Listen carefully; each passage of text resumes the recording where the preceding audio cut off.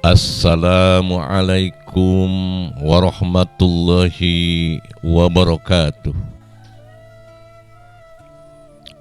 A'udzu billahi minasyaitonir rajim. Bismillahirrahmanirrahim.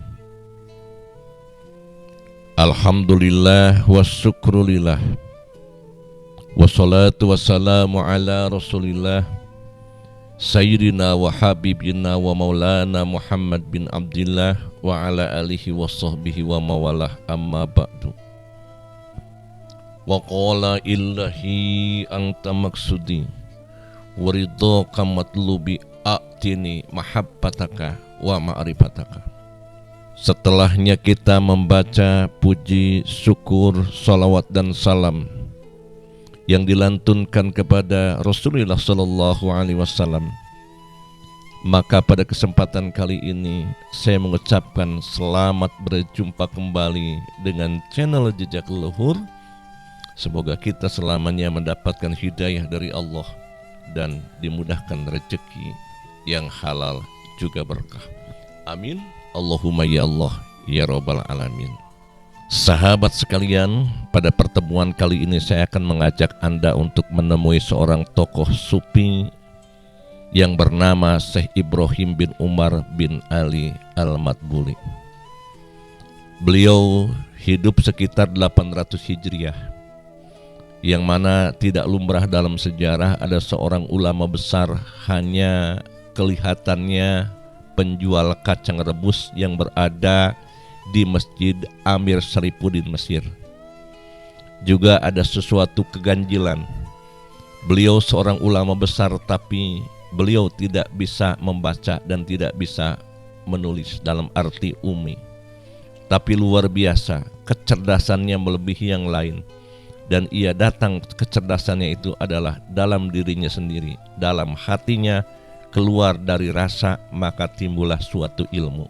Itulah tokoh yang saya akan ceritakan pada kesempatan kali ini. Sahabat sekalian, perlu Anda catat bahwa kekuasaan Allah itu maha segala-galanya, yang terkadang luar daripada nalar manusia. Karena secara logika orang bisa cerdas karena sering membaca, menulis, tetapi berbeda dengan ulama yang satu ini. Apa rahasia Syekh Ibrahim bin Umar bin Ali Al-Matbuli ini mendapatkan ilmu laduni dan mukasyafah seperti ini? Tiada lain karena man tawala ta'atuhu, beliau taatnya tidak berhenti untuk terus tiap napas, tiap detak jantung diisi dengan zikrullah, baik secara jahar maupun secara sir. Sahabat, ulama sufi yang terkenal sebagai penjual kacang rebus ini ketika ditanya, "Siapakah gurumu?" Beliau menjawab, "Guruku adalah ibuku yang sejak lahir membimbingku." Kemudian ketika mendapatkan masalah besar, beliau selalu datang ke makam ibunya, kemudian bertawasul dan mengadu di dalam sirnya. Sehingga suatu ketika ia menceritakan telah bermimpi bertemu dengan Rasulullah Sallallahu Alaihi Wasallam, maka ibunya menjawab, lelaki sejati itu adalah orang yang bisa bertemu dengan Rasulullah secara sadar. Sahabatku, suatu saat ulama sufi yang tidak bisa baca tulis ini menggali sebuah sumur, tetapi gagal, tidak bisa keluar air. Kemudian beliau membaca hadaroh dan bertemu dengan Rasulullah Sallallahu Alaihi Wasallam secara sadar dan mengadu tentang kegagalannya membuat sumur. Maka Rasulullah Sallallahu Alaihi Wasallam menjawab, "Baiklah, aku akan mengutus Ali bin Abi Thalib untuk menancapkan sebuah tanda di mana mata air itu akan keluar." Maka esok harinya ternyata terbukti, tertancaplah sebuah tanda, dan ternyata benar, setelah digali sumur tersebut itu keluar air. Itulah salah satu karomah yang dimiliki oleh Syekh Ibrahim Al-Matbuli ini. Sahabat sekalian, perlu Anda ketahui bahwa Syekh Ibrahim Al-Matbuli ini adalah seorang ulama yang tidak pernah menikah dalam seumur hidupnya, dan ia tidak pernah ihtilam. Kenapa? Karena beliau istighol dengan ibadah siang dan malam. Ada suatu cerita, suatu saat ada orang yang datang mengadu kepada beliau, bagaimanakah caranya supaya bisa mengekang syahwat kepada wanita, ya Syekh? Beliau menjawab, bila hanya mengekang syahwat untuk sementara, maka ikatlah kemaluanmu. Tapi bila ingin mengekang syahwat seumurnya, maka usaplah punggungmu.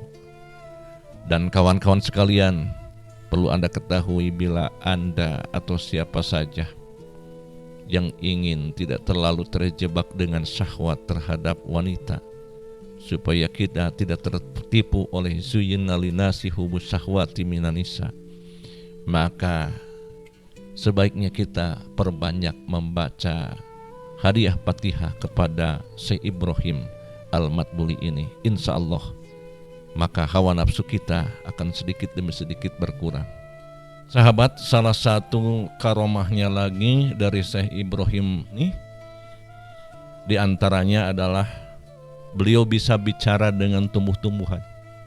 Jadi bila Syekh Ibrahim ini masuk ke sebuah kebun, maka pepohonan dan rumputan pada memanggil, ya, masing-masing menceritakan khasiat dan madaratnya dari tumbuhan tersebut. Sahabat, bila kita mendengar karomah para wali, tentu saja kita pun ingin seperti mereka, ya. Tapi kita hanya ingin mustajab doanya saja, ya. Tetapi jelas kawan-kawan sekalian bahwa walinya Allah itu selamanya selalu berzikir kepada Allah. Dan tentu saja mereka berzikir itu tidak semata-mata karangan sendiri, tetapi mempunyai guru tertentu, ya. Dan dikenal salah satu guru yang diikuti oleh beliau, namanya adalah Syekh Yusuf Al-Barsili Al-Ahmad. Itu adalah salah satu guru yang diikuti oleh beliau. Bahkan beliau terkenal adalah seorang pendiri tarekat, ya, yang bernama Tarekat Matbuliyah.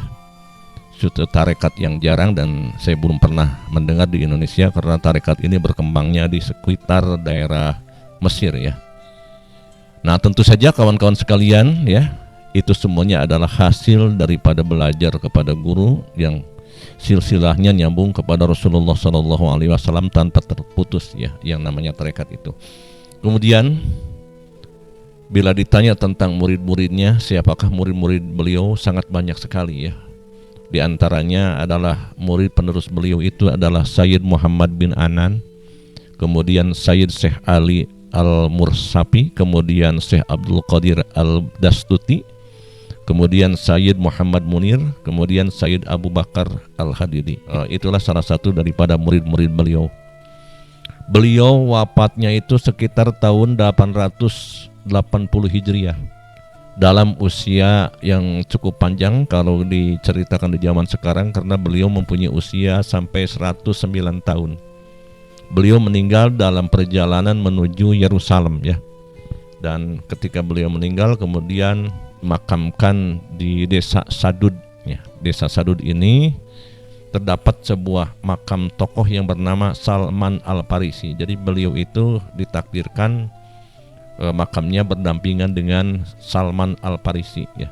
Sahabat sekalian, itulah salah satu kisah dari Syekh Ibrahim bin Umar bin Ali Al-Matbuli. Mudah-mudahan Anda dengan mendengar cerita ini diambil hikmahnya untuk dijadikan contoh dalam kehidupan kita sehari-hari.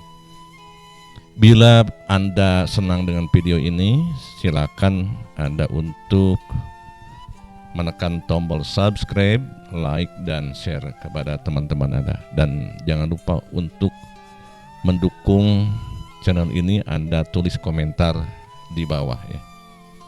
Terima kasih atas segala perhatian, mohon maaf atas segala kekurangan. Saya Abu Zamzam dari channel Jejak Luhur mengucapkan terima kasih. Billahi taufiq wal hidayah. Wassalamualaikum warahmatullahi wabarakatuh.